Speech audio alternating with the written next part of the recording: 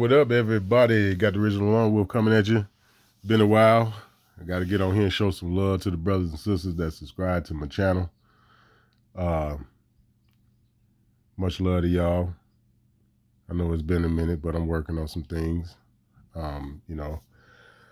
Boots on the ground is all I can say. You got to keep your boots on the ground, man. You got to stand 10 toes down and you got to get out there. And that's what I've been doing. Everything is cool. Nothing's wrong. I'm all right. But I just been, handling my business. But can't stay away too long. You know what I'm saying? I got to get on here, say what's up, show some love. And so that's what we're going to do. We're going to cover a few things today. I'm gonna run my mouth today. We're going to watch a few videos. So I want to start off by saying a couple of things like fair use. The things that'll be shown in here be for educational purposes only. All right. I'm not here to make money. I'm not charging anybody anything. You don't have to buy anything. So this is going to be strictly for information for you to do whatever with, and that could include up into you ignoring it or going to research it for yourself or whatever. It's up to you. All right. But I just want to say fair use. And I also want to say that my videos are not for children. All right. And I'm not more so saying this to my subscribers because y'all already know that. Y'all know, like, you could tell, like, from my demeanor that, I don't make videos for children. All right. I'm also saying this to YouTube stupid ass because they want to keep age censoring my videos when I age censor my videos when I upload them. You understand? So this is more so to YouTube. Stop with your dumb shit. All right. We on to you, man. People who make content that has nothing to do with what I make content about, they on to y'all. We know about the dumb shit that y'all do. All right, stop bothering people's channel, man. Which you want to take away the First Amendment rights having motherfuckers. Stop it. Just stop. All right? So, now, anyway, now that we've covered that, you all understand that you take the information I give you guys, you research it yourself, and then you go teach the little ones, the little children, all right? Y'all already know that. So like I said, that was to YouTube. But like I said, I'm going to run my mouth today in this video. We're going to cover a few things. I'll be pausing the recording just to move through to different sections or different things I want to talk about. You know what I'm saying? But other than that, my videos are not edited. All right. I typically don't edit them. I'm looking into getting into a little bit more when it comes down to doing the videos, not in terms of me doing more videos, but switching up how I do them a little bit. I'm considering going live too. And again, this will be whenever I get on here, because as I've said before, I can't get on here and make 3-4 videos a day. I'm not doing live streams where I'm on here for 7 hours and 6 hours. For the people that's doing that, I let them do that, and I'm gonna do my thing. You know what I'm saying? But I am considering doing some things because the brother Rondo, Delusions of a Humanity, the brother sharp, man, and I'm gonna do everything in my power to try to share as many of his videos right along with a lot of the other brothers and sisters who got channels. But shout out to you, Rondo. Much love to your channel, man. You doing good things over there, bro. Much love and respect. And you got me thinking about a couple of different ways of doing shit with my channel. You feel me? But yeah, shout out to you on that, man. I love what you're doing with your channel. Right along with a couple of other I just subscribed to 2 sisters channel, which I didn't even know they had no damn channel. But I just subscribed to 2 of their channels and shit. So I'm gonna definitely be on their page. You feel me? But I'm gonna talk my little shit today in this video because we're gonna cover a couple of things. I want to talk about some of the shit that's going on here in Illinois, which you all need to understand. Because like these, I done said it before, I'm gonna say it again. When it comes down to the stuff that's going on here, you want to pay it some attention because this is how they started off, and it end up in every other parts of the country. Okay. Y'all have heard me tell y'all that before. The stuff that we dealing with here in Illinois, it may not be where you are now, but it's coming. And all that shit about, oh yeah, Nebraska just passed legislation to prevent this, that, and that. That shit is not gonna matter. It's not. Okay? And I've told y'all that before. The people is all that matter. And people have to understand this. There's no such thing as a first responder outside of the person that it's happening to. Okay? I've expressed that to people a million times.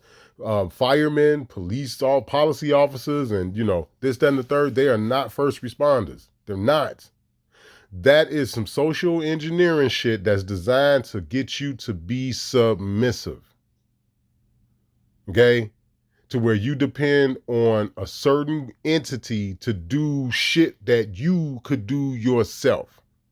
And see, that's the problem with, that's the part that people don't want to talk about. See, I can have a conversation about defunding police departments, or in particular, like getting rid of certain police entities or whatever. But the only way to do something like that, you would have to incorporate the rights back into the people to be able to police and protect themselves. See, we live in a system now where you can't do that.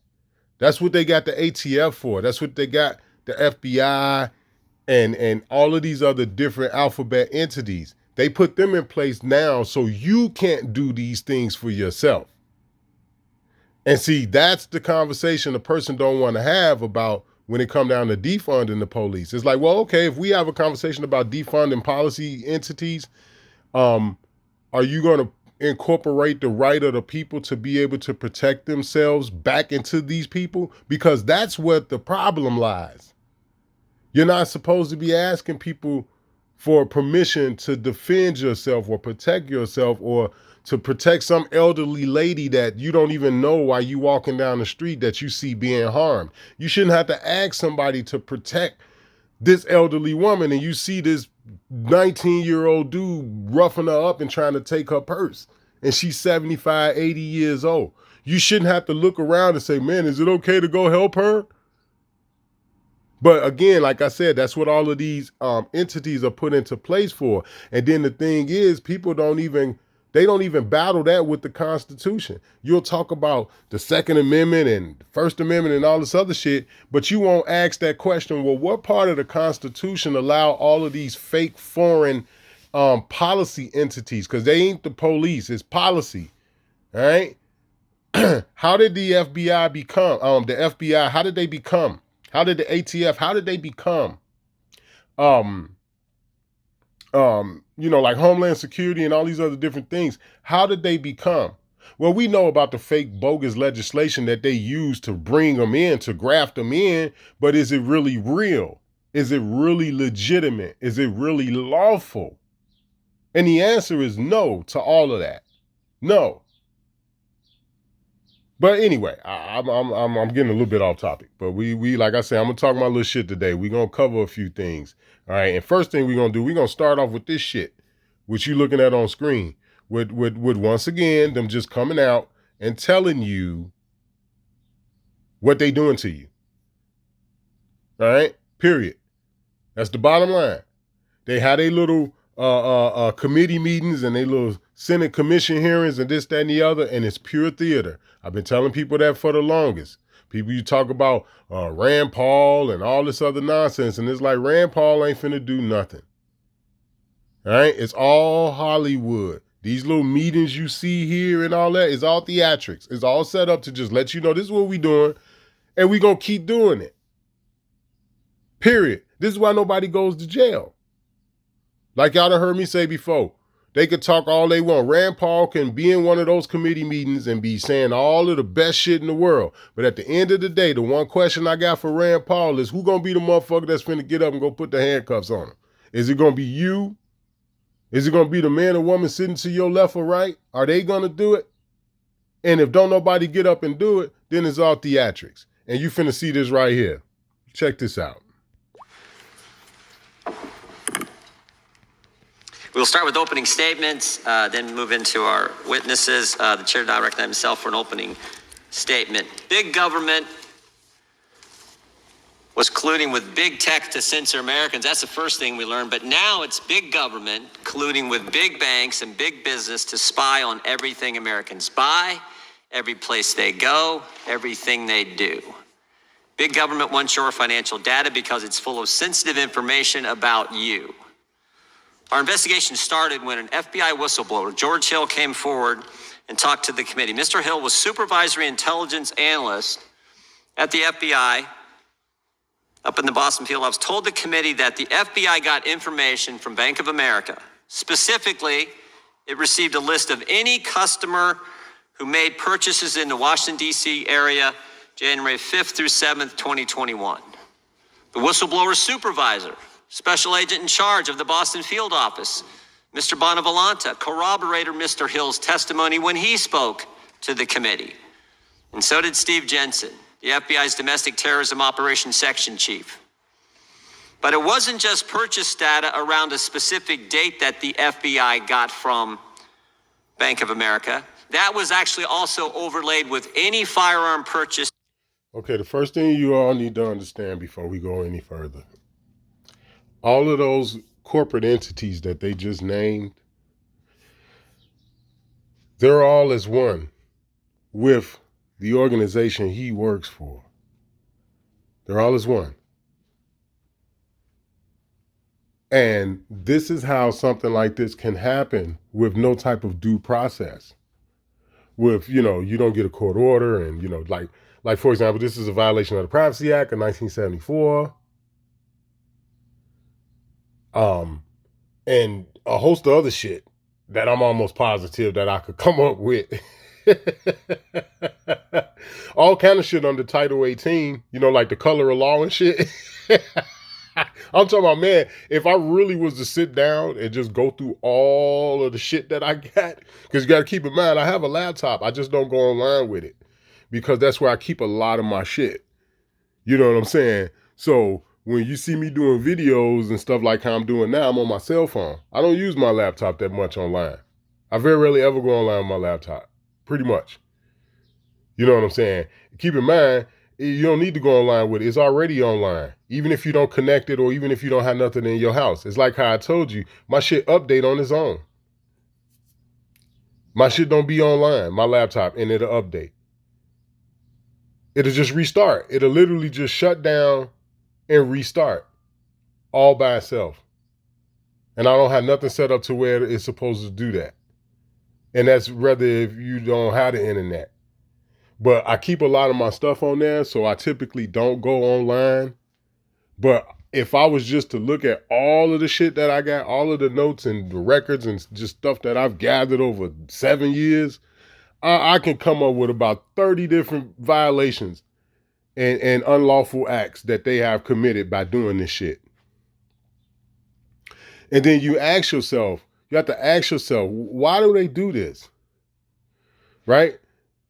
This be the reason for why, I've made videos in the past where I've entitled it like a message to the FBI or whatever. Because I have a genuine question. I want to know why y'all do this to people. People who ain't done nothing wrong. People who ain't bothering nobody. People that's in their 60s and 70s and, why y'all do that to people, man? That's what I be wanting to know. Where at did we get at in the Constitution to where they was brought into play to begin with when they're nowhere in the Constitution?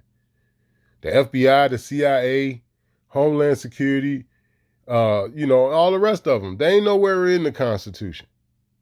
Well, we know how we got that. They hijacked every fucking thing. I mean, you know what I'm saying? We know how they got there. But it's like, wow, why y'all do to people like that, man? Why y'all just spy on them people like that?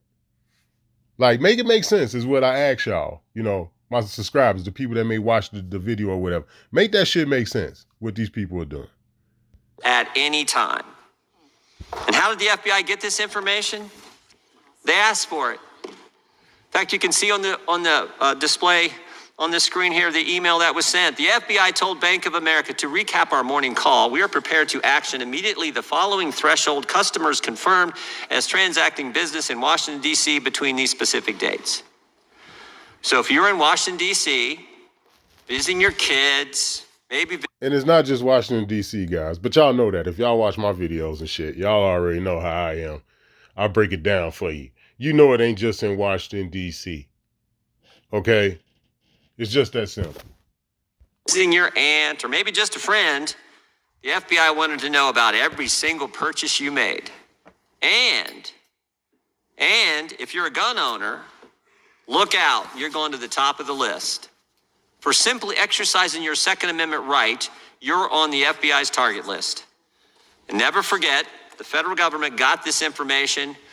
So that would be like how many millions of people? Like, because keep in mind, they're not talking about unlawful firearm owners. They're talking about the lawful ones. Only the lawful ones' purchases of firearms can be tracked. You know what I'm saying? This is the reason for why they put a lot of the good stuff online, stuff that you don't really see in the stores that much. You know what I'm saying? Like I was in Range USA, right? I got my eye on a Ruger Red Hawk, right? And I almost bought one about a week and a half ago. I swear to God, I had like that junkie itch. Straight up. I went online and saw a couple of them, and I'm like, nope, I just can't justify that $1,100. I just can't do it. I can't get to them. I'm sorry, that's just too much money. But I had that itch for a minute when I went online, right? But I was in Range USA a couple of weeks ago, and they had one. They had a snubby, but it was a 44, and I was like, nah, I ain't gonna do that. You know what I'm saying? But you don't normally see those, and when you do, you may see like one. Or like if you go in a Bass Pro Shop or something like that, you may see one. But all the good shit be online. Just like the hot ammo and all that other stuff. That's so they can track your shit. You know what I'm saying? That's so they can track it. Period. So the people that they're doing this to are the ones that are lawfully able to buy them. So you're going to put people's name on some sort of list just because they bought a firearm that they legally and lawfully can buy? Like, wow, man. But we're going to get into some other shit too. Some hypocrisy, all right? When it come down to the specific shit about who can own firearms and this, that, and the third. We're going to get into some pure fucking hypocrisy. And it's coming up down the road in this segment. And another segment, I'm saying, coming up. We're going to get into some hypocrisy. But let's finish listening to this. Without any process, no warrant, and frankly, no notification. The bank didn't tell the customer that we're handing this information over to the FBI, the most powerful law enforcement agency in the world. Now, these FBI agents, Mr. Hill, Mr. Bonavolante, Mr. Jensen, they all said this was wrong. And then they're not even a law enforcement agency, because what they doing with this right here, this shit ain't law. This shit ain't got nothing to do with no fucking law. As a matter of fact, when it come down to anything about the law, they breaking it. That's the only thing that the law apply at in this situation. It's just that simple. In fact, sent the information back to FBI headquarters in D.C. So that's how our investigation began. But since then, and we continue to investigate, but since then, we've learned that the financial surveillance was broader and there was actually a specific objective. The federal government... See? He said it's broader. So it ain't just Washington, D.C. You see that? See it? He talking about Washington, D.C. right now specifically, but it ain't just D.C. It's everywhere. Is building profiles on the American people. And the profile isn't based on criminal conduct, it's based on political beliefs. And if you got the wrong political beliefs, well, you're potentially a domestic violent extremist. Now, how are they actually doing this? What are the mechanics of this? There's this entity we've discovered called the Domestic Security Alliance Council. Kind of Orwellian in sound and title, the DSAC. Do y'all hear that weird shit? That shit sounds just as creepy as all them fucking hidden tunnels and shit they found under Walt Disney World and shit. Where they taking them little kids and kidnapping them out the parks and shit. That sound about as creepy as a group as that. Like what's wrong with these people, man? Like that's the question that I have. It's like, what's wrong with y'all, man? What the fuck? This is an entity where the FBI, the Department of Homeland Security, works with 650 of the largest companies in the world. These companies have to do over $1 billion in revenue a year. They represent 2/3 of the gross domestic product of the United States economy. And they work through this controlled access portal. We'll put that on the screen here. What are they sharing in this secret portal? Well, we're not exactly sure because it's secret.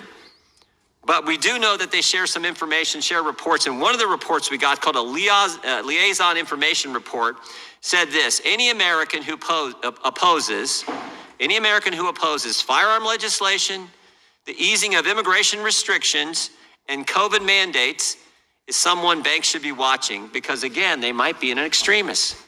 Now stop and think about that for a second. In other words, if you're against gun registration, you're for a secured border, you oppose lockdowns and vaccine mandates, you're a domestic violent extremist, according to the FBI, and the government should get your data, should get your. And the question becomes, how is that?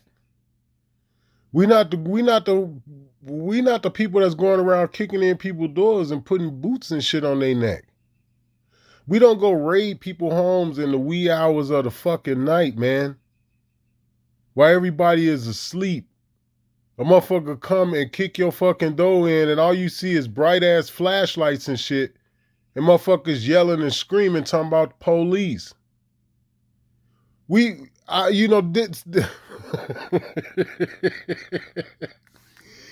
This be the shit that I don't understand. You know what I mean? Like, this is the part I don't get. Like, I don't go around doing that shit to people. I don't go around doing anything to people. Not just that, but anything at all. You know what I'm saying? I don't go around fucking with people. So, because a person may own a firearm or some sort of church background, religious belief or whatever, now all of a sudden you supposed to be watching these people. It's like, well, wait a minute, man. That's like tens of millions of people. You really surveying tens of millions of people, man? Like, why are you doing that? Why would you do that? You see what I'm saying? We back to that again. Why would you do that? For what? To do what? What's the purpose? If your agenda ain't evil, if your agenda is not evil, then why are you doing this to tens of millions of people? I'm just saying. Financial data. It actually gets worse. The federal government and banks also use what they call merchant category codes to flag Americans that shop at places like Bass Pro Shop and Cabela's. They flagged Americans who bought religious text. We can show you that one too. Because everybody knows if you want to. And this is the reason for why they treat the little mom and pop places the way that they do. You know what I'm saying? Because I don't like those places. I really don't. I'm not a huge fan of Cabela's and Bass Pro Shop and what the other one I just said, Range USA or whatever. I'm not a big fan of them. I'm really not. But this is what happened when you squeeze the mom and pop shops, you know, the pawn shops, you know what I'm saying? Back in the day, like when I was a puppy, you know what I'm saying? They had pawn shops, man. You know, motherfucker go in a pawn shop and get a motherfucking firearm. You know what I'm saying? All different types of places, you know what I'm saying? You could go into big box stores and shit and get firearms. Sears, if I'm not mistaken. Sears and Roebuck. Back when they were Sears and Roebuck, they used to sell them. Like, man, this shit crazy. But that's the whole point of why they do this. That's the whole point. That's why they make the regulations that they make. Then mind you, I keep telling you, you got it. 1968 is what did a lot of this, man. This was started a lot of this. King was killed. 7 days later, Lyndon B. Johnson signed the Indian Civil Rights Act of 1968. And in October is when they came out with some of the most strenuous gun legislation that started all of the strenuous gun legislation that they've been putting out since 1968. That came out in October of 1968. All of this has been done against us. But we'll get back to that. We'll just sit back for that. We'll get back to that. Your border and you oppose COVID lockdowns, then you probably shop at Bass Pro Shops and you read your Bible. And of course, all that makes you an extremist. Literally, that is the logic that you see displayed from the information we've been able to gather thus far in our investigation. Now remember, these are also the same folks who just a couple years ago told us if you're a parent showing up at a school board meeting, you're a terrorist. If you're a pro-life Catholic, you're an extremist. Now, of course, if you oppose lockdowns, vaccine mandates, want a secure border, don't want gun registration, you're in that category as well. This is scary where things are headed. We've seen the censorship. Now we see what's happening with big banks and big government relative to your financial data. Again, all this being done with no process, no warrant, no notification to the customer that the banks are actually supposed to serve. Big government's not supposed to use big tech to censor Americans, and big government shouldn't be working with big banks to target Americans for behavior that is legal and constitutional. And that's the concern. That's why we're having this hearing. We will get to our guest here in a second. But with that, I would yield to the ranking member for an opening statement before we get to our... But the question becomes, who's going to pay for that? Who's going to be penalized for doing that? What agents? What special agents is going to be held accountable for doing that illegal shit? Oh, yeah, that's right. Nobody. But anyway, we're going to move on to something else. All right. So we're going to move on to Greg Bishop. We're going to get into something that directly contradicts what we just got done watching, right, in the first segment. Okay. This right here has something to do with illegal migrants in Illinois with firearms. Y'all gonna love this shit, man. Y'all sit back, man, and get your popcorn out and check out this motherfucking breakdown that Greg Bishop about to do about this shit right here, man. This is crazy.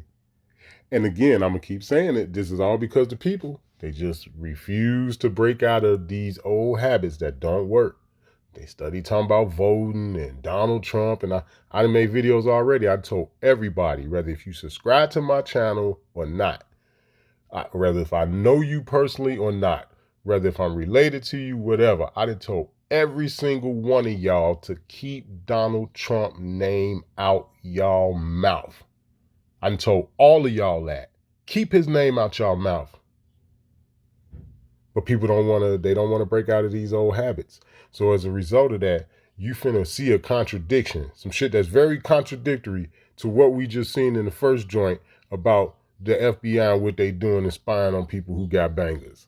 Listen to this shit. And again, fair use. Shout out to you, Greg Bishop. Much love to you. You already know what it is. I ain't here to slander you and all that other shit. But I do like the segment you put out. Much love to you.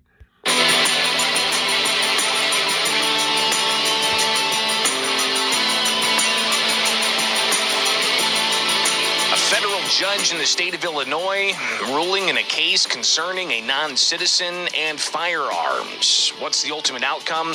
Well, let's take a deep dive here. I'm Greg Bishop. Thanks for hanging out. Bishop on Air each and every weekday morning, where we take a look at what's going on in and around the area, especially when it comes to the Second Amendment and Illinois. And we also look beyond the state because there's tons going on elsewhere. But one thing that we do is we take a look at litigation, court action, what happens in the courts when it comes to the Second Amendment. Of course, this week we've got some deadlines that are coming up for that Southern District of Illinois case about Illinois' gun and magazine ban. So that case is still proceeding. You've got the litigants in that case having to tell the judge more detail about discovery and what kind of expert witnesses they believe that they are going to bring to the case when they tackle the gun ban on the merits. So that case in the Southern District is still very much ongoing, and we'll be watching that for you as that continues to play out. But we've got this case out of the Northern District of Illinois, and this case apparently started back in 2020. So I want to bring this up so we can kind of just get an idea of what this case is all about. So in the Northern District of Illinois Federal Court, you've got Herberto Carvajal Flores, where the United States is going after that individual, and it says that the defendant is charged with possession of a firearm while illegally or unlawfully in the United States in violation of federal law.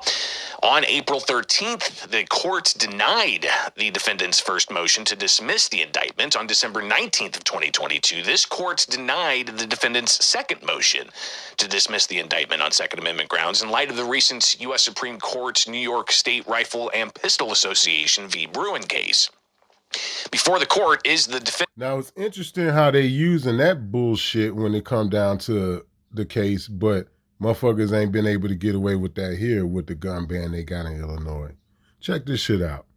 renewed motion to dismiss in light of the Third Circuit's recent decision in Range v. Garland and the Seventh Circuit's decision in Atkinson versus Garland. For the reasons below, the court grants the motion to dismiss. So it goes into the background saying that the defendant contends that he received and used a handgun for self-protection and protection of property. And because of the defendant's citizenship status, he was charged in violation of the law, which prohibits... Now, did you hear that? He said that he received a firearm and used it for defense of himself and property. Now, this happened in Illinois. So now, eventually, they got the judge to throw it out, to dismiss the case. That they, the charges that they charged him with. Eventually, they threw it out. So now you have to ask yourself, wait a minute, he was able to use the Second Amendment to get his case thrown out as an illegal immigrant, not only just in America, but in one of the only 4 states in America where you got to also have a second little piece of plastic just to be able to buy firearms. So he used the Second Amendment for something that, as far as I'm concerned, I didn't know it applied to people who were illegal in this country. I didn't know the Constitution applied to them. I had no idea that. That's first and foremost. That's the first thing that's got me. I was not aware of that. Thank you very much. You can just come into this country and take full fucking benefit of the Constitution, and you ain't, and you in this motherfucker illegally, and you get a fucking gun in Illinois. Illinois is one of 4 states where you gotta have some sort of piece of plastic. Outside of just going to have the FBI run your background, which is what the other 46 states do. The other 46 states, when y'all get ready to, go buy a firearm, whenever you go to buy it or whatever, you just do the background check and that's it. You don't have to have a separate piece of something to be able to buy firearms. So in other words, if you get denied the firearm on the ID card from the state of Illinois, if you get denied that, you can't buy a firearm, period. Period. That means you don't even get to fill out the 4470 or whatever the fuck the application is. You don't even get to that. You got to fill out the Illinois State Police application first. You got to pass that shit first before you can go to the 4470. Like, make that make sense. That's why it's only one of 4 states. But yet, for some strange reason, you got a motherfucker that's in Illinois where this shit apply to anybody in Illinois. Anybody. Except this motherfucker, apparently. But yeah, we just seen in the last segment where the FBI spying on motherfuckers who can rightfully and so-called lawfully possess them. You see the evil-ass contradictions in that? And you telling me that it ain't gonna be no violence? It ain't gonna be no chaos? How is this not you literally letting other people get away with shit that the people that was born and raised here couldn't get away with? Go back to the last video I did, or a couple of videos before, where I did the video of the cops in New York in that shelter getting beat up by migrants, trying to arrest one little bitty tiny migrant, treating them like a feather. Whereas you done seen Tyree Nichols and all other different type of videos where the police going ham on motherfuckers, body slamming motherfuckers to the ground and the whole 9 yards. But when it come down to these migrants, it's, oh yeah, y'all got pistols and everything. Just come on. Y'all better stop listening to these people, man. I'm telling you, man. I'm talking about everybody, including you, Greg Bishop. You better stop listening to these people. Hopefully you ain't in on this shit. Hopefully you ain't a part of this wicked world we living in. But I tell everybody, y'all better start listening to these motherfuckers, these politicians. Y'all better stop listening to them straight up, because they going to lead your ass straight to slaughter. But anyway, let's go. A non-citizen who's not legally authorized to be in the United States from possessing in or affecting commerce any firearm or ammunition, or to receive any firearm or ammunition which has been shipped or transported in interstate or foreign commerce. So the defendant's criminal record reflects no felony convictions. On February 26th of 2024, pretrial services issued a...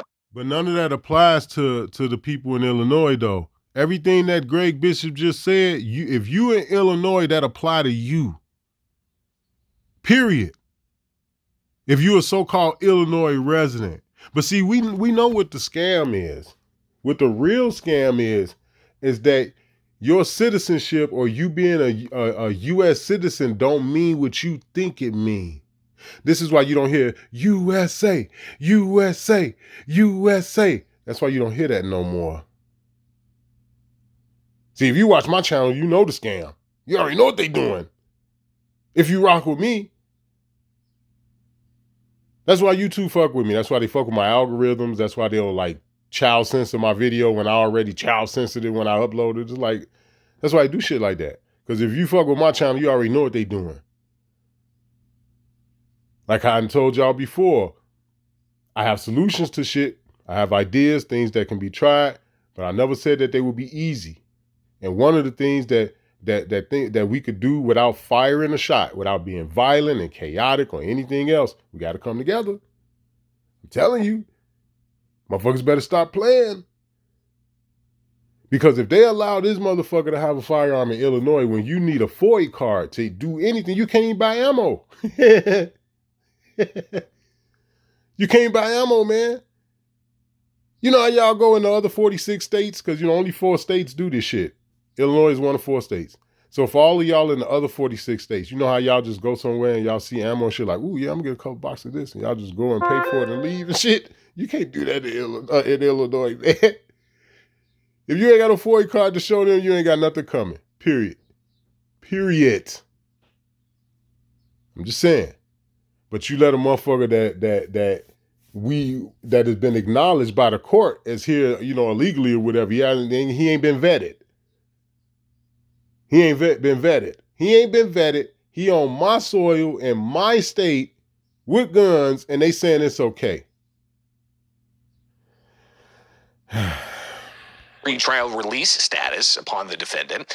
The report found the defendant has consistently adhered to and fulfilled the stipulations, conditions of his release, and it goes on. So it talks about the legal standard of this particular law.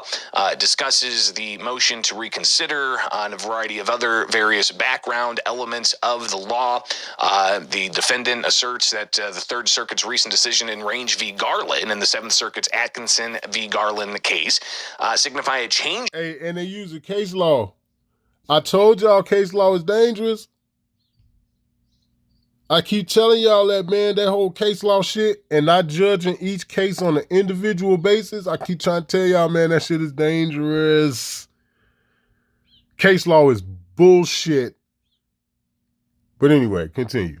Law warranting dismissal of the indictment against the defendant. The government argues that the defendant's motion for consideration must fail because neither of the 2 cases upon which the defendant relies adversely affects this court's earlier decision to uphold that section of the law. While the court agrees that Range is not binding on this court, the Seventh Circuit's holding on Atkinson warrants discussion. It goes into a discussion about that particular case, and guidance from the Seventh Circuit proposed a set of interrelated, non-exhaustive questions that may help focus proper analysis. And it goes through those questions and the detail of the various legalities in all of this. So not to get too much into the weeds here, but you've got the Second Amendment analysis. It says, in Bruin, the Supreme Court established a framework for analyzing whether a challenged firearm regulation violates the Second Amendment. First, Bruin instructs courts to determine whether the Second Amendment's plain text covers an individual's conduct. If it does, the conduct is presumptively protected, and the government bears the burden of demonstrating that the challenged regulation is consistent with the nation's historical tradition of firearm regulation. This court previously held that the defendant's conduct is covered by the plain text of the Second Amendment. Nothing has occurred that would cause the courts to depart from its prior ruling, although the Second Amendment's plain text presumptively... So then that means they would have to go back and reverse everybody's shit that ever had a firearm that they brought charges on that didn't have a FOIA card in Illinois. Period. Are you all not seeing this, man? This is what he's reading what the judge actually said. That's one of the reasons why I rock with Greg Bishop, because he'll either read the shit off or he'll like tell you where to go get it from, where he reading it from, and he'll actually put that shit out there. So I respect him. I love him for that. But he reading the judge's decision, man. Are y'all not hearing this shit? Man, I'm gonna try not to get upset, man, because it's still early in the morning, Sunday. I don't want to wake my neighbors and shit. But man, ooh-wee, protects firearms possessions by undocumented persons. That does not end the analysis. Under Bruin, if the government can show that the felon disposition statute is part of this country's historical tradition of firearm regulation, then the statute survives. Thus, this court will reanalyze the historical. So that means the FOIA card statute is null and void. That means it's unlawful. And again, like I said, I hate to keep harping on it, but this is the reason for why we only one of 4 states. Nobody else recognizes that shit. And then now you can add, because of South Carolina, right? Because of what South Carolina has done recently, right? We can add that to what we're talking about now. South Carolina has now become a constitutional carry state. That's like what, 28, 29 or some shit? 30 states, something like that now? You see where I'm going with this? It's like, man, wow, really? But that's okay though, man, because I'm on my grind. I'm on my grind, man. To break me to me would mean that I'm dead. That's what that means. To break me would mean that I'm no longer breathing. I'm getting the fuck away from here, for real. Because they like, this is crazy. This will make you go off. Which is what they want. You know what I'm saying? But at the end of the day, it's like, man, this is terrible. How in the hell do you use case law for an illegal motherfucking immigrant? Like you can't make this shit up, man. For anybody that's watching this, okay, like a motherfucker like Redwood. Redwood say he studied case law and this, that, and the other. Red, what you think about this shit, man? For all of y'all who study case law. Because I know a little bit about it. I know certain case law that's attached to certain things, but I'm not really into case law like that because it's bullshit. And this right here proves it. It's bullshit. If you could use case law like this for an illegal immigrant, that means case law is fucking garbage. That's the bottom line. And everything that they doing is motherfucking contradictory unlawful. Your shit is unlawful in a contradictory way to where like this has got to be treason or something. What the fuck? But anyway, let's go. Tradition of Atkinson's guidance. So it goes on to talk more about this analysis, and it says the court turns to the defendants as applied challenge to the law. This is, of course, when you look at something that's on the face, if it's facially applied, it's saying that the law itself is unconstitutional before it's applied to anybody. But as applied means that you're challenging the law as it's been applied to an individual, in this case, the defendant, who's a non-citizen. So the court found that the British loyalist example in the untrustworthy adherence to the law historical analog contained an exception allowing British loyalists to sign loyalty oaths. This exception necessarily... Y'all hear this shit? The only question I got with regards to that term is, which British are you talking about? The melanated motherfuckers or the pale-skinned motherfuckers? Which Brits are you talking about? But outside of that, do y'all hear this shit? Are y'all not hearing what he reading, man? Like... I hate to use you like this, Greg Bishop, but you be putting out some decent shit though. Straight up. Straight up. You've done half the work for me, Greg B. I appreciate it, man. Do y'all not hear the shit he reading? This is insane. This is insane, man. You're not gonna tell me this. Listen. There's a reason why me and motherfuckers like Red and a bunch of other people tell you that this system is fake. The government, this shit is fake, man. I'm telling you. There's no way this shit is real. It's no way, man. You cannot make the shit he reading, you can't make up. This is from the actual case, the shit that he reading. That's why you can't say shit to him. You can't say shit to Greg Bishop. This shit ain't coming from him. It's not coming from him. He just reading to you what this motherfucker wrote. Oh my God. You can't make this shit up, man. Come on, let's go. Really requires an individual's assessment to determine if the former British loyalist is so untrustworthy or dangerous that they should be barred from possessing a weapon. The court also determined that based on the government's historical analog, where exceptions were made that that allowed formerly untrustworthy British loyalists to possess weapons, the individual who fell within the exception were determined to be nonviolent during their individual assessments, permitting them to carry firearms. So goes on to analyze more about that historical analog. The government. Yeah, but what they leave out is how it always ends up. They start causing harm to the indigenous people. Can you dig it? That's what they leaving out, Greg Bishop. That's the part they not gonna talk to you about. All right, and I don't know if you knew that or not, but I'm just putting that out specifically to you, Greg Bishop. That's how historically, that's how it always turns out. They start causing harm toward the indigenous people, and particularly the men. All right? They say, argues that the defendant is a non-citizen who unlawfully presents in this country. The court notes, however, that the defendant has never been convicted of a felony crime, violent crime, or crime involving the use of a firearm. Even in the present case, the defendant contends that he received and used the handgun solely for self-protection and protection of property during a time of documented civil unrest in the spring of 2020. Additionally, pretrial service has confirmed that the defendant has consistently adhered to and fulfilled all of the stipulated conditions. So it goes on, it says, thus the court finds that applied the defendant, it's unconstitutional. So again, the court finds that the defendant's criminal record containing no improper use of a weapon, as well as the nonviolent circumstances of his arrest, do not support a finding that he possesses a risk to the public safety. See,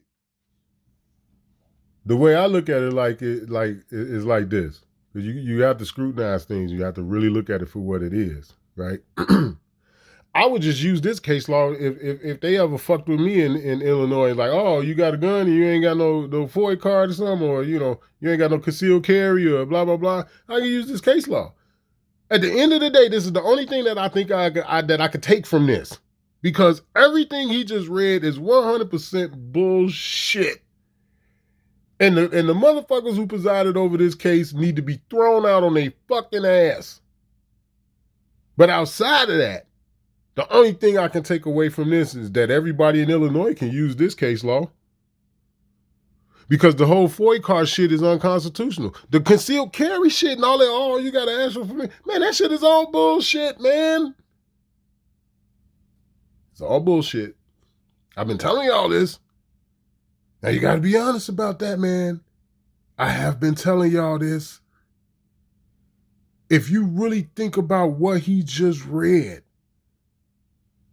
this opens the door. It blow the lid right off of this shit. Shout out to you for this one, Greg Bishop. This is some juicy shit here, man. Like, straight up. Such that he cannot be trusted to use weapons responsibly and should be deprived of his Second Amendment rights to bear arms. Again, this court finds that as applied, the defendant, this law is unconstitutional. So the conclusion, the non-citizen possession statute violates the Second Amendment as applied to this individual. Thus, the court grants this individual's motion to dismiss. So that means that just for this individual, the way the law was applied, the non-citizen, prohibitor for individuals having a firearm, that non-citizen issue applies to this person. What's interesting here is this case could be used in other challenges of different types of regulations against individuals. And the reason for why it can be used is because you're not a United States citizen. That's how it can be used. You notice how in the shit that he was just reading, the judge said as applied. You have to understand what that means. You have to understand that. And so when you have people like myself and many others who have been saying that you get treated this way because you claim you are a United States citizen.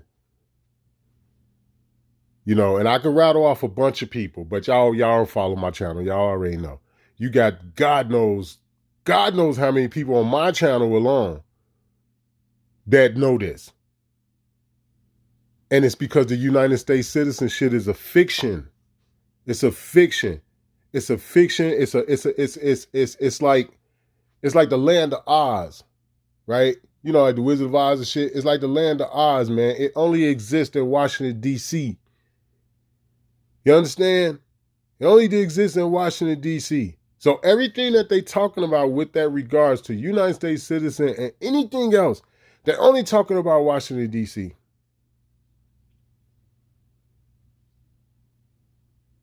The 50 states of the Union is what make up the sovereign nation. That's what makes up the nation that you know of as America. So yes, this can be used. And like I said, this is the only thing that I can take from this, because outside of that, it's pure contradictory. This is how people will look at it. But if you understand what United States citizen is, and they keep doing it, man, it's like, here's the other thing that tripped me out. When you go back to all these different times and periods and eras or whatever, they've always done this. They monopolized everything. Push everybody out, buy up everything, then bring the people back at a high price. Oh, you got to pay for this, and you got to pay to wipe your ass, and you got to blah, blah, blah. They've been doing it and doing it because people won't catch on. They'll go back to sleep eventually, and then they'll go right back to doing what it is that they were doing. And next thing you know, you look up again and the people are oppressed again. If you understand the way it works, if you understand the illusion, birth, like as in birth and berth, when you understand the illusion,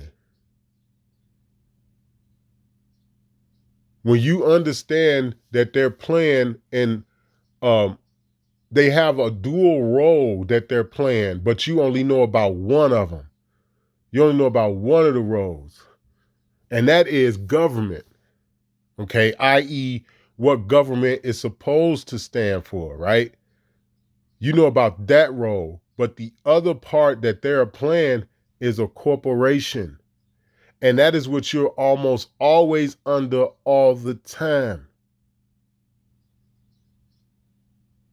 So I hope this helps y'all, because yeah, this would be contradictory to anybody that's looking at this from a United States citizen standpoint.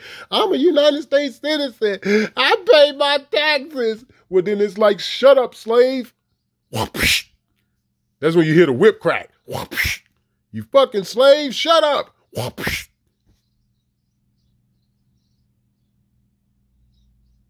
But when you're not a United States citizen, i.e., I'm not under your corporation.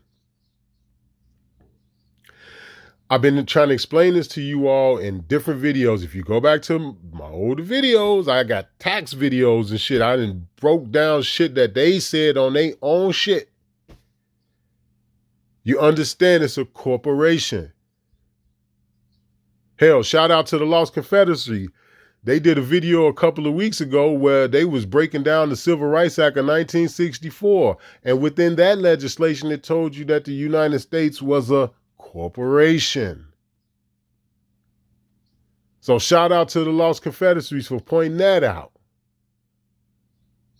So it's like, what more do you all need, man? What more do y'all need to understand?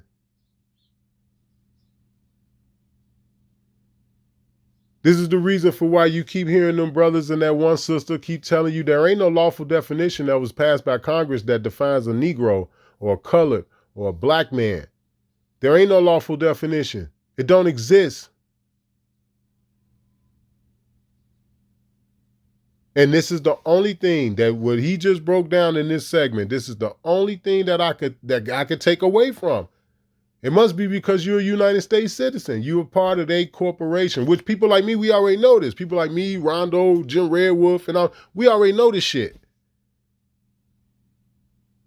This is why they keep saying this fake government, because they trying to pretend like they acting as a government, i.e. the way a government is supposed to really stand, right? Because again, I'm not necessarily opposed to government.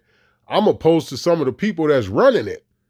That's my issue. It's the same thing with when it come down to so-called law enforcement. You don't need all of these agencies. It's not to say you don't need to have some sort of something to protect the public. No, I'm not saying that. You don't need all of these agencies. And within the law enforcement agencies that you do have, I'm not against that. I'm against some of the motherfuckers that work in it. Got this weird ass, psycho ass motherfucker working here. That's my problem. Get him the fuck out of here. That's my problem. Get him out of here and get a motherfucker in here that's gonna be a real law enforcement officer. That's my issue. Motherfucker jump out of squad car, tatted up and all this other shit. He got tattoos all across his face and he a cop. Man, get this fucking monster out of here, man. Before he bring the monster out of me. That'd be my issue. Because you get tired of that shit.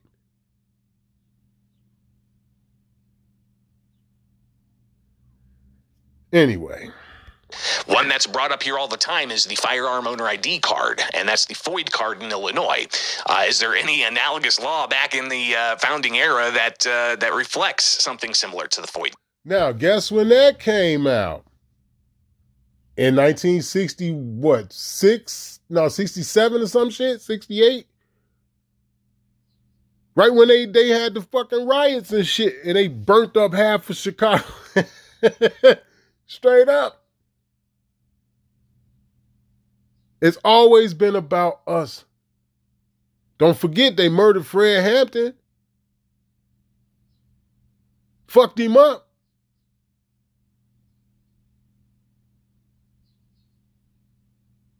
Police come up in there and did Fred Hampton like that, man. Ain't no motherfucking group supposed to have that type of power, man, to go and do that to another motherfucking life force, man.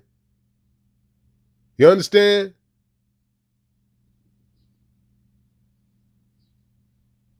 You're supposed to fuck that boy up like that, man. And all this shit was going on around that time. They killed King in 68. You think about it, here it is, they popped King in 68, allegedly, right? And then 7 days later, Lyndon B. Johnson give you the Indian Civil Rights Act of 1968, and this fucked up ass, fake ass government entity known as the United States Department of Education took Indian off the title and Indian out of the legislation. I think the Lost Confederacy say they printed it like 149 times throughout that legislation. They took it all out and they just gave you the Civil Rights Act of 1968. Why the fuck would y'all do that if this is not a plot and a ploy to get rid of the indigenous man and woman? That's just the bottom fucking line. And I tell Greg Bishop this on his channel every fucking chance I get.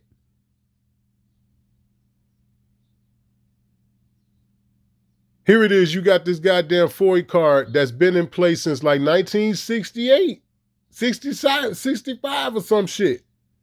When all that bullshit was going on. They killed Kennedy, they killed Medgar Evers, they killed Malcolm. Anyway, we're gonna get off this right here. I think I kind of drove this home. And we gonna touch on something else real quick, man. Like I said, I'm gonna talk my little shit today. We got a couple other things I want to get into that I want to drive home, and then I decide to get off of here. But for the time being, I'm on the road. Y'all just give me 1 second. Okay, so this is with the this bullshit with the gun ban that's still in place, and these so-called rules that they've given the children to follow, right? So at the end of the day, to make my little long story short, the people that's supposed to, the committee that's supposed to vote on these rules that they put in place once they put these bogus ass statutes in place, this committee has came out and said that they don't agree with the rules. Like, it seems like the only people that are on board with this bullshit that Pritzker passed is Pritzker. Him and motherfuckers like the goofy ass mayor of Chicago and the punk ass sheriff, fucking Tom Dart bitch ass. You know, them motherfuckers, the motherfuckers that controlling and trying to lock everything down.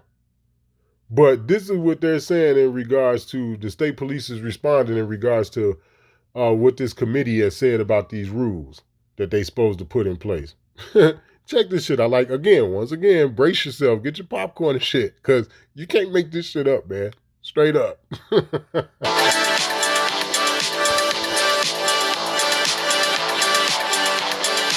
Illinois State Police responding to the Joint Committee on Administrative Rules and their objection that they filed against those gun ban registration rules. Welcome back. Bishop on air with you each and every weekday morning. Like, subscribe, hit that notification bell, and be sure to follow along with me on all social media platforms.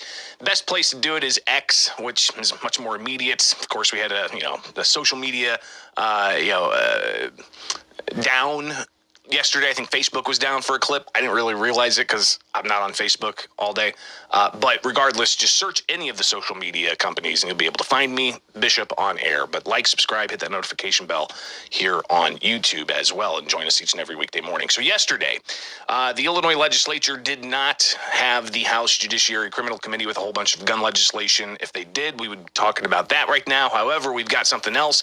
Illinois State Police Director Brendan Kelly responding to the Joint Committee on Administrative Rules in their objection that they officially filed. And if you recall, the whole saga of the state's gun ban being enacted January 10th of 2023, the lawsuits that followed, we've tracked that. But we also tracked the rules-making process. So when the government, the legislature, passes a law, it typically comes with administrative rulemaking. So they pass the law to say these are the definitions, and then they...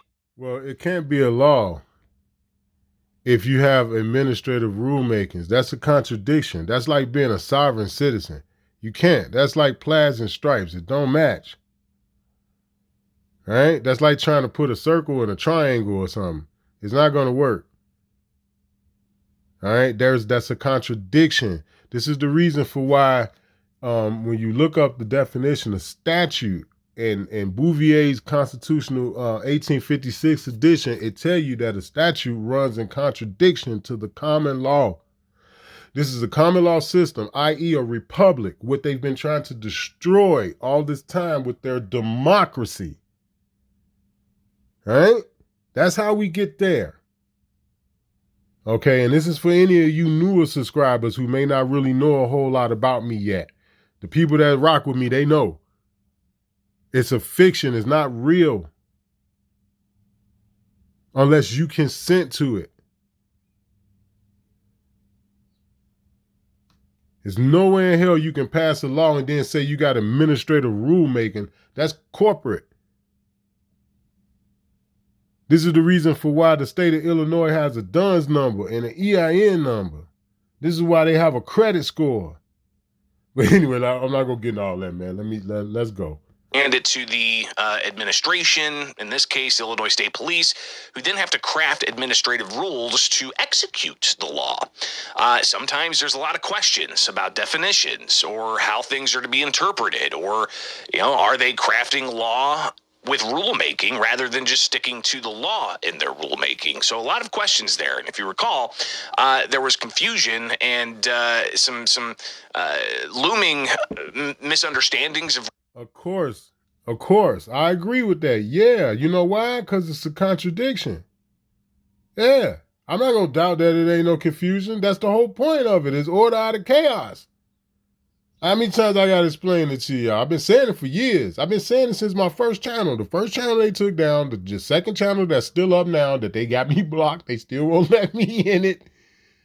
Right up to this third channel, I've been telling you, it's order out of chaos. The people that cause the fucking problems, all of the shit we deal with, whether if it's inflation, them letting motherfucking migrants in this country, them being soft on crime, them are looking the other way for decades of all of the fucking up shit that the police do. The people that are responsible for that chaotic bullshit are the ones that's causing it. They are also the same ones that are come in with the rules and say, oh yeah, we're going to make it better and this is what we should do and we got to stand together. And it's the same fucking people. It's the same people.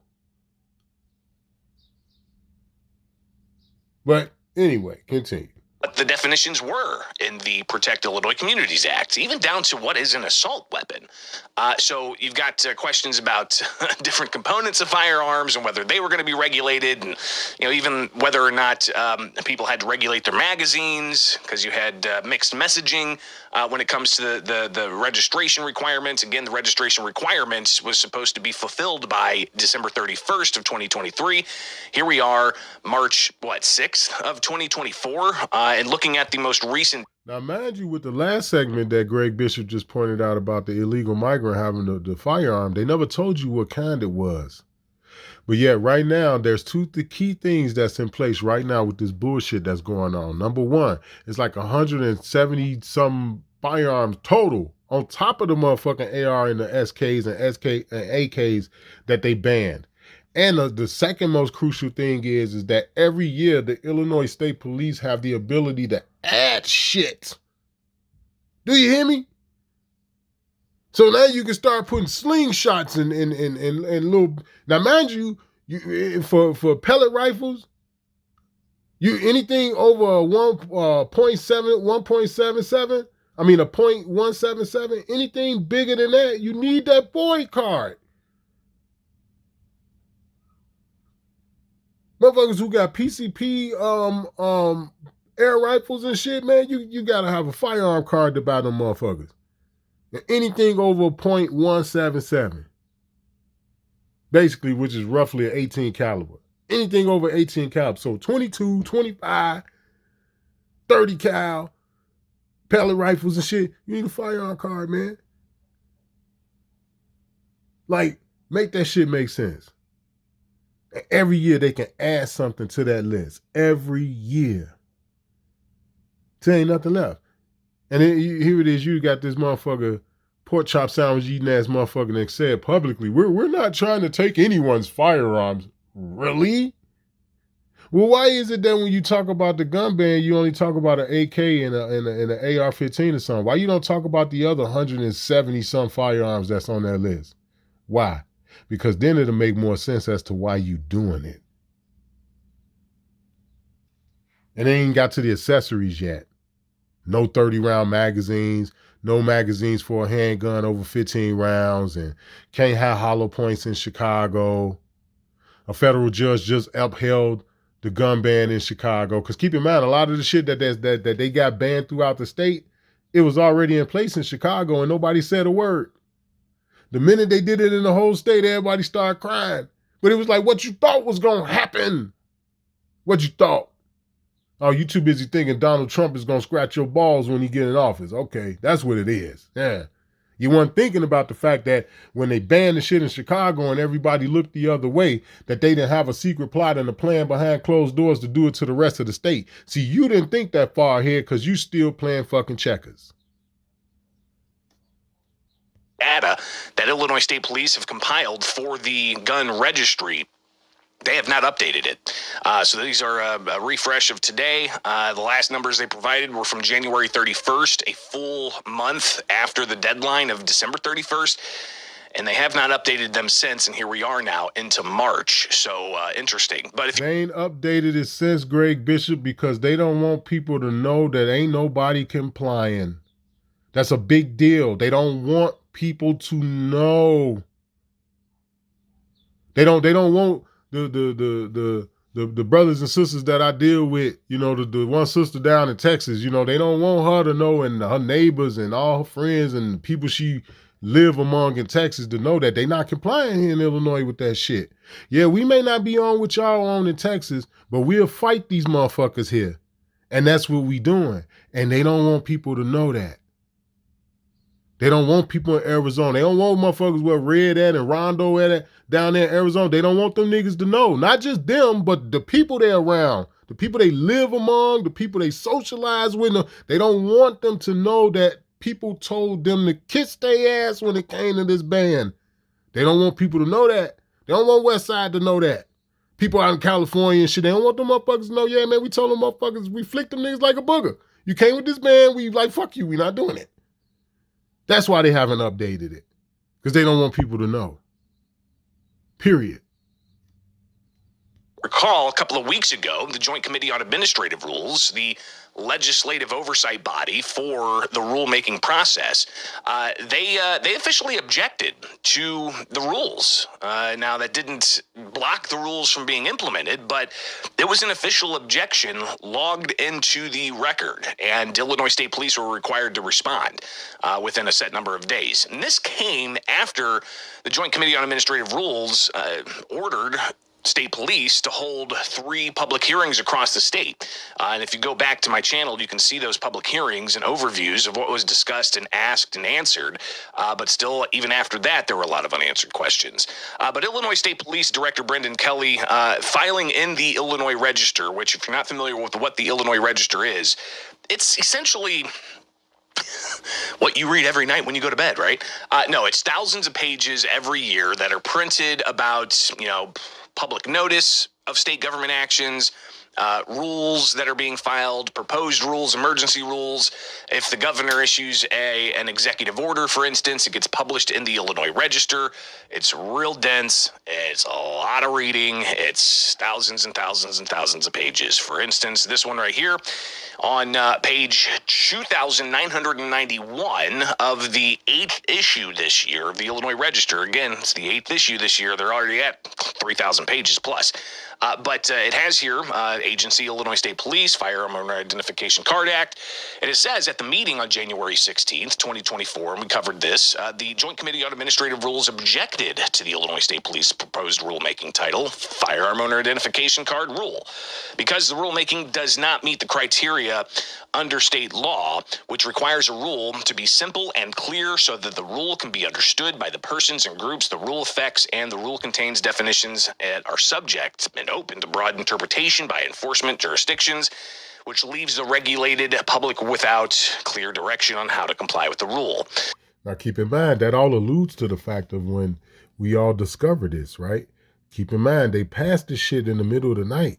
People woke up literally the next morning, getting up, having their coffee and, whatever people do, what I'm saying, and getting ready to go to work or whatever. And it just came on the news. And motherfuckers was like, really? You did what? We can't have what? Fuck you. That's literally how it happened, y'all. Keep that in mind for anybody that's not in Illinois. Keep that in mind. I swear to God, man, that's literally how it happened. Literally. We woke up, people getting ready to go to work, they driving in their cars and sitting in traffic and shit, listening to the news on the radio or whatever, and that shit came on the news. Nobody knew. Nobody, man. That alone says treason. Period. And now here it is, we get to the rule thing, and now the so-called committee that's supposed to oversee rules for bullshit that's being passed, they like, y'all niggas is bogus for this shit? I'm just saying. Anyway, continue. So it went on, and this is a response from Brendan Kelly, the Illinois State Police Director. He talked about the committee's points, and rulemaking doesn't meet the criteria, which requires a rule to be simple and clear so that the rule can be understood by the persons and groups the rule affects. The department disagrees. Director Kelly says Illinois State Police took extensive steps to make the rule as simple and clear as possible so it could be understood by the persons and groups the rule affects, within the language of the law, including but not limited to holding no less than 3 public hearings in 3 different locations across the state, adding no less than 11 definitions to the proposed rulemaking, adding a detailed guide to the website, adding 78 frequently asked questions to its website, and answering and responding to hundreds of public comments questions during the rulemaking process.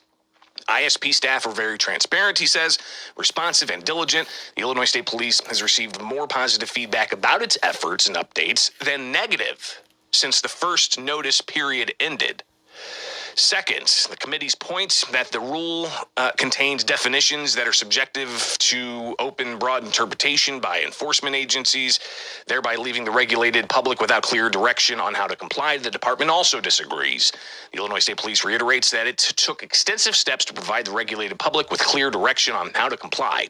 Again, Illinois State Police held no less than 3 public hearings in 3 different locations throughout the state, added no less than 11 definitions to the proposed rulemaking, and added a detailed guide to its website. website. Added 78 frequently asked questions to its website, and answer responded hundreds of public comments. Essentially, he just said that in the paragraph above. Overall, the department has incorporated all suggestions requested by the committee, except one change related to record retention and the constitutionality of the statute, which the committee acknowledged has never been addressed in prior rules. The department appreciates the input from JCAR, stakeholders, and the public in developing rules that it implemented in the act. So again, you've got the Secretary of the Illinois State Police Director, Brendan Kelly, issuing this letter, and that's being filed in the Illinois State Register. What's fascinating also is, and I got to get a little bit more information on this, but I've got a preliminary report that was shared with me about the economic impacts to local governments from the prohibition of the sale of certain types of firearms with, the ban from the Protect Illinois Communities Act. And essentially what this report does, and I'm going to get some reaction to it at some point this week, if not today. I'll try to talk with members of the Commission on Government Forecasting and Accountability, which apparently put this together. That's a bipartisan joint group of state legislators that have economists report to them on things like pensions and tax receipts and whatnot. Important group in a lot of reports if you want to know how state dollars are performing, your tax dollars. But this report, it looks at the fiscal impacts that will impact the states from changes in taxes collected. And it's very interesting that they bring that up because they charge a boatload of money for firearms tax and ammunition tax, which is all unconstitutional. It's all unlawful. It's literally strong arm robbery. Literally, that's the charge. And anybody who disagrees with that is insane. Period. But it's interesting that he bring that up because they're gonna lose money. And lots of it. But hey, that's interesting to say. Firearms and ammunition distributed from the federal government. So apparently the federal government has some funds that they distribute to the state based off of firearm sales. Reduced revenues possible with the banning of certain types of rifles and other different categories of firearms. And we're talking about potentially millions of dollars in lost revenue. There's also the U.S. Fish and Wildlife Service with some dollars that are appropriated. And is that being impacted? So again, I've got a preliminary report here that I'm hoping to get more detail and more reaction to. But once we get this all shored up, I'll be sharing that with you as well. All right, it is Bishop on Air, and looks like other things happening across the country. You've got Louisiana now being, the 28th state to allow for constitutional carry. Let's see if we can pull up that map that Firearm Policy Coalition put together. Yeah, I knew it was something like that. 27, 28 states, something like that. Is more than half. Like, man, that's all right, though. I'm grinding, man. Like I said, I got my feet to the ground, and I'm definitely working on relocating because living in places like this, it'll make you go off, man. And then at the end of the day, they'll paint you as the bad guy. You know what I'm saying? This is that same state that says it's okay for grown-ass men to go in public bathrooms with little girls and shit. They want to take all the urinals out of the bathrooms and shit. They want to make everything the same bathroom. You got a motherfucker in the stall that's a woman, and the dude that's in the next stall is supposed to be a man or whatever. Like they want a ball of confusion here. Straight up.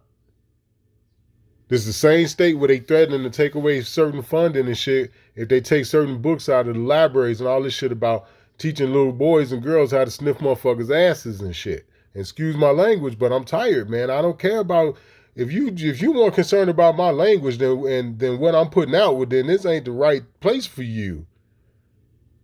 Because the stuff that I'm putting out is far worse than the language, some certain words that I choose to use in my verbiage.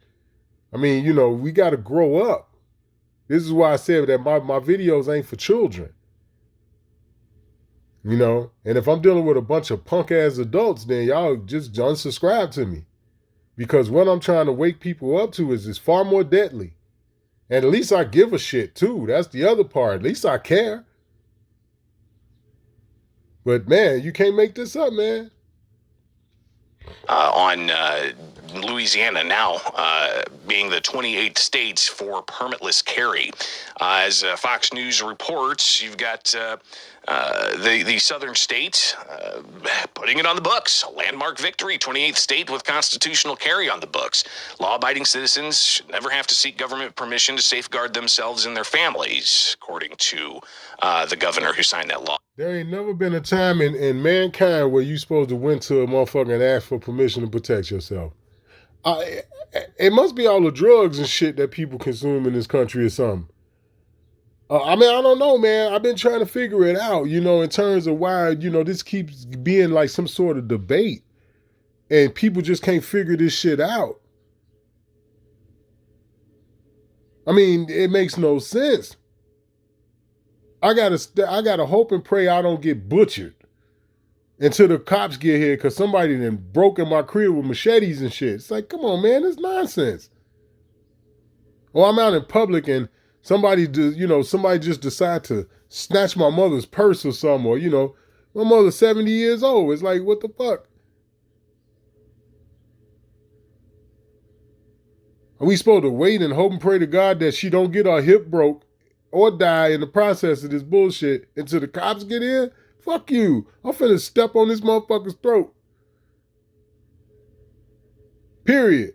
I'm not gonna ask you to help me get this motherfucker off my mama. You out of your mind. So again, I don't understand, man. Maybe it's all the drugs and shit. Maybe it's all the fake food they eat. Maybe it's the chemicals they put in the McDonald's and the Subway and shit. I don't know. I don't know what it is, man. But you got to be out of your fucking mind if this is still a topic about people not being able to defend themselves and protect themselves. You out of your fucking mind. I don't understand this.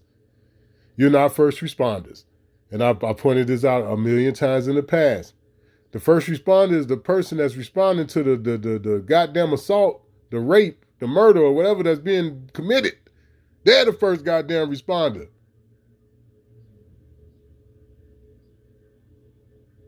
But needless to say, we're going to move on to something else because I want to get back on this migrant shit. Okay, as of right now, it's not a whole lot going on with the gun ban. It's still up in court. They're still dealing with this bullshit in court. 9 times out of 10 is going to go to the U.S. Supreme Court, more than likely. Either way, I really don't give a fuck in terms of the gun ban. That's another reason for why I haven't really been covering it that much, because it is what it is. I don't give a fuck. Fuck them. That's my attitude. You know what I'm saying? We know what they do, but we're going to move on to something else because I want to get back to this migrant shit and let y'all see what they see the atrocities that's going on in Chicago. This shit is crazy. Okay, so they got the same process here in Chicago with evicting these migrants. They get to stay for a certain period of time and then they put them out, right? So basically what's been really going on, and I told y'all this at the very beginning of this whole migrant shit, it's a money grab. They're hand-picked monkeys that they brought here, whether they are men of fighting age or whatever, right? Those are the only motherfuckers that are really being taken care of. A lot of these migrants are being left out here in these motherfucking streets to further aid and abet in the crime and all other shit that's going on. In order for that to happen, you can't put all of the resources toward that agenda, because then it wouldn't be no need for them to be out there like that. You understand what I'm saying? It wouldn't be no need for them to commit crimes and this, that, and the other. But a lot of crimes now are being committed by these motherfuckers. All right? Which you should already know that if you in New York or, whatever the case may be. But they sending them everywhere. They sending them to Baltimore. They sending them to Philly. They just ain't telling you. It's just Chicago and New York. But they all in California. California started it. Like, I remember when I was out there. I've been out to California in shit, over 20 years. And it was nothing but Mexicans out there then. All the restaurants was like Mexican shit. Like, I was tripping. It wasn't nothing but Mexicans then. So they've been doing it with the whole illegal migrant shit. And then for what I'm hearing about now, they got a lot of Asians and shit out here. out there in Cali. You know what I'm saying? But they've been doing this shit. So now what you're dealing with here in Chicago is pretty much the same as New York. The situations that these motherfuckers are dealing with is contrived. It's all plotted and planned for whatever their agenda is, which we know is gentrification and to re-identify motherfuckers. And, you know, because keep in mind, we going to have a new title coming pretty soon. This whole black and African American shit is kind of playing out. So they'll be thinking of some other shit to call us for all these stupid motherfuckers that still go along with black and African American. You know what I'm saying? But I want y'all to listen to this little clip real quick in regards to what they doing with these people in these damn shelters. The number of migrants evicted today was small, only around 34, primarily single men from 3 city-run shelters. Yet they represent the beginning of a policy that the city announced last November, but repeatedly delayed because of the winter months. Outside of... Boom. She said a mouthful in 16 seconds. Now it's finna start back getting warm. She said it's mostly men. Okay? We just got done listening to the motherfucking migrant that had the pistol. They dismissed the case. A federal judge. This was a federal case because he ain't got no papers. He illegal. They released him like, yeah, man, we ain't see nothing wrong. Yeah. Now we watching a segment about how they're finna release these motherfucking mostly men, illegal aliens into the streets and neighborhoods of Chicago. And what you think is gonna happen? They already told you about they teaming up with gangs and shit. See, this is how they replenish themselves. This is how strong we are. When they start to lose their grip, they do this shit. I told y'all they never got out of bed with the British and all that shit. With King Arthur or King Henry or Louis or Beth or whatever the fuck the king name's supposed to be. They never got out of bed with them motherfuckers. The whole plot and plan back then when they came over here was to conquer these lands. And they teach you in history books about, oh yeah, they fought and they took their freedom from King such and such. Shut the fuck up. No, they didn't. And it's no different now. A lot of these are Spanish-speaking motherfuckers. A lot of them. They told you they being recruited in the gangs and all this other shit. These so-called La Razas and all these different gangs and shit in Chicago, they need that in order to fuck with us. This is the reason why you got certain gun bans. Here it is, you got a gun ban in Chicago, but yet a federal judge just said that it was okay for this motherfucking illegal motherfucker in the country illegal, probably from fucking Venezuela or something. It was okay for him to have a firearm. But they got a certain ban on firearms in Chicago for people that look like me. But anyway, let's go. Town's migrant shelter this morning, there was talk of those who were shown the door today and concern about who might be next, as the city of Chicago enacted a 60-day maximum shelter stay policy after months of delays.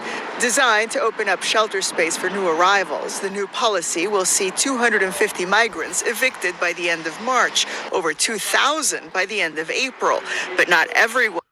Over 2,000 by the end of April. We're getting into the warm months. Are you not hearing? See, this is what they're not going to tell you. That's why sometimes my little rant and the way I be necessary, because they not going to tell you what I'm finna tell you. What you think finna happen? You going to release all these motherfuckers all throughout the city of Chicago? Really? Think about that.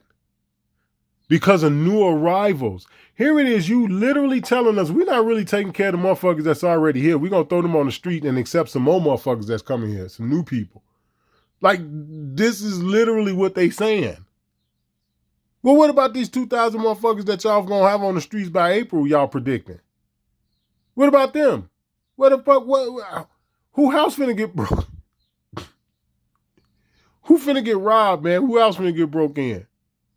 Like, man, anyway, let's go. The city government agrees that this is the way to go.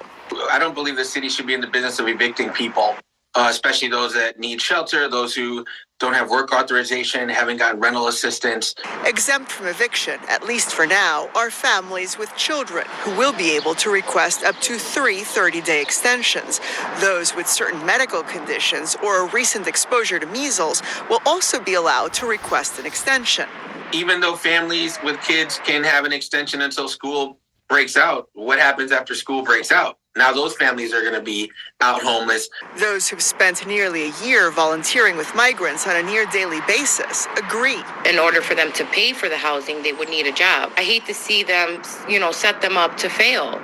Unfortunately, they're still in the process of getting situated. Meanwhile, a group of Gage Park residents gathered outside the field house turned shelter this afternoon to protest the existence of the shelter altogether, which has seen services previously offered here relocated. It seems like it's indefinite. We don't know when we're ever coming back. We're not getting any answers. My daughter was They turned Gage Park field house. All right, I know where Gage Park is. It's on the south side. They turned Gage Park Fieldhouse into a little fucking refugee joint. And basically all of the people and the kids and shit from that neighborhood that used to go over there and, play basketball and, you know what I'm saying? All of the regular typical shit that you could do at these parks, right? And this is a city park. This is a park controlled by the city of Chicago. And, so all of the activities that they used to have and, the summer activities for parents still got to work and shit. So they would sign their kids up for these type of activities at the field house while, they be at work and, yada, yada, yada. Well, now they ain't been doing that shit because they got these people sleeping in there. All right. Like how they have with several other field houses throughout Chicago. And these are some of the people that's talking about, well, we don't know, what we supposed to do, because school will be letting out and, they have these summer school program type things. You know how we used to do back in the day when we was young, coming up and shit. Well, they still do that, kind of sort of here and there, here in Chicago, you know what I'm saying, at these field houses, these city parks and shit. Well, with them turning a lot of them into these refugee stations and shit, they didn't just say fuck the people of the neighborhood. And you got these people that they don't know that's coming and going as they please throughout the neighborhood. They all on the city public transportation and all kind of shit. You don't know these fucking people. And this is what, you know what I'm saying, that motherfuckers are dealing with. And then you talking about, well, yeah, we're going to throw these motherfuckers on the streets. And bring in more people to only throw them on the streets. Because that's literally what they telling you. That's what they doing. That's literally what they doing. And it ain't just happening at Gage Park. It's all over Chicago. Crazy, man. Participant in the special recreation program, and she got relocated to McKinley Park, and she was at the park for 14 years before the program was relocated. Those evicted and unable to find alternate accommodations are not without options, however. The city saying that they can reapply for shelter space by coming to the South Loop landing zone, which is where all migrants must pass through when first getting to Chicago. Watch breaking news on YouTube. Now, mind you, they're building these smart cities and shit, like where my mom at. My mom is on the outskirts of South Loop. You know what I'm saying? My mom's on the outskirts of South Loop. She's on the outskirts of downtown. She's over in the UIC area. The college and the hospital and all that. She's in that area. Little Italy and shit. The village. You know what I'm saying? That's where she's at. And they're literally turning it into a smart city. Literally. You got these fucked up, shitty ass looking buildings that it look like nobody gave a fuck of any detail or attention to as a designing this shit. That they're putting up all over this area where she's at. And a lot of them are going to end up in there. Being controlled. It's one big trap. People have been saying that. I don't know if people are paying that no attention. But bringing these people here like that, this shit is a trap. And you will have to ask yourself, how many of these people are willing to go back home? How many are saying, no, I want to go back? Because it doesn't make any sense what they're doing. And it's like how I told you. with all of the money that they've been getting for these people, in order for this operation to go the way that it's going, they cannot be spending all this money toward this fucking shit. It's nowhere in hell. It's a money grab. And like I said, only certain people, certain select people that are coming into this country, they're monkeys, the motherfuckers that they're going to have that's going to really commit a lot of atrocities. Those people are well taken care of. But the rest of these motherfuckers, they're here for the illusion. They're here for the illusion that, oh yeah, we're not going to come and storm this shit one day and boots on people's necks. And it's like, yeah, that's what y'all going to be on. It's coming. That's the whole point of why they bringing them here. You have to bring some really messed up people here in order to pull off the agenda. Because the vast majority of the motherfuckers that are coming here, as they've been saying all along, are males. Males of fighting ages. And these are the motherfuckers they telling they finna kick out. At least 2,000 of them by April. These are those men. So, I don't know what to say, man. But this is what's been going on. This is what we've been dealing with here. And at the end of the day, for the most part, like I said, people still worried about their jobs.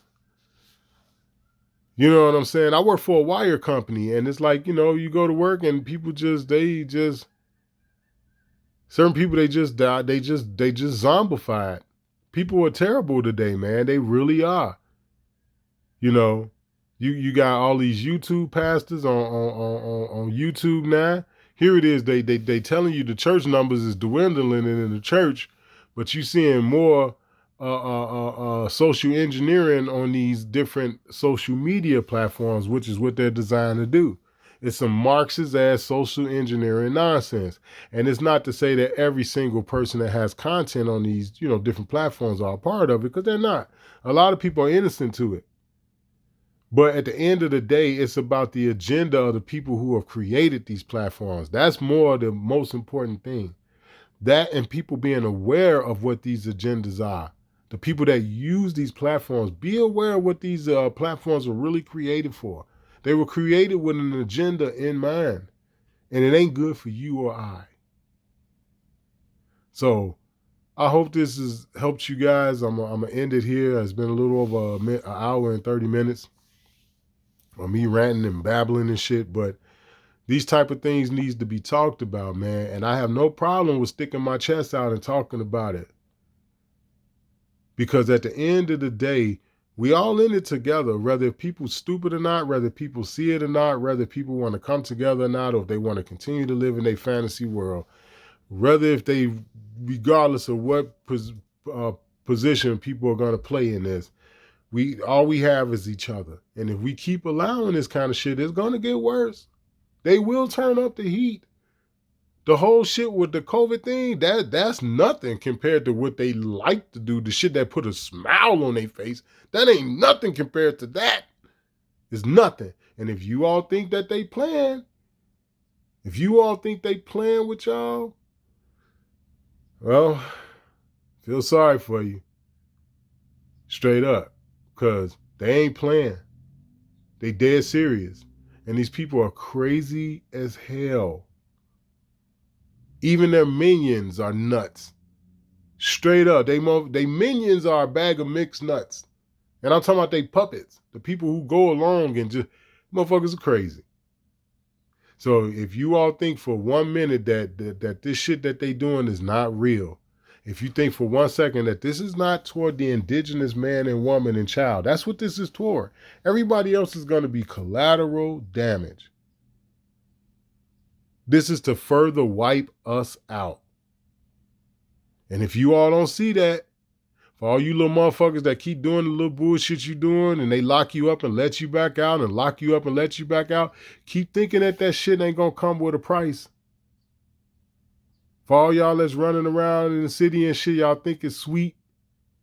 Keep thinking it's not going to come at the highest of consequence. Keep playing. Because again, it's going back to what I was saying. They not playing with y'all. You think they playing, but they not. These motherfuckers play a cold game. And it's vicious as hell. This is Original Lone Wolf, man. I'm going to sign off right here, man. I love y'all. To be aware is to be alive, man. Straight up, keep yourself 10 toes to the ground and be prepared. Be prepared to lose your mind if you have to. I'm out.